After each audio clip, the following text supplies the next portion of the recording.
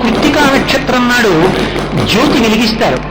అరుణాచలంలో వెలిగేటటువంటి ఆ కృత్తికా దీపోత్సవము అని ఆ దీపం చూడడానికి కొన్ని లక్షల మంది వెళ్ళిపోతారు.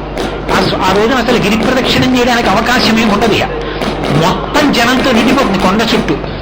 వెలుగుతున్న దీపాన్ని ఒక్కదాన్నే చూస్తారు, చూసి నమస్కారం చేస్తారు.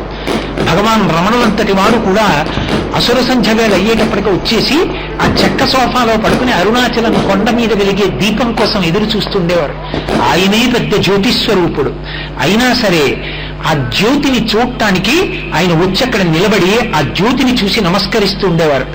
భారతదేశం మొత్తం మీద కృత్తిగా దీపోత్సవము అంటే అంత గొప్ప దీపోత్సవానికి ప్రసిద్ధి. అరుణాచలం కొండయే అగ్నిలింగం కాబట్టి అక్కడ కొండ మీద వెలిగించేటటువంటి దీపానికి మాత్రం అంత ప్రఖ్యాతి. మీకు ఈ వీడియో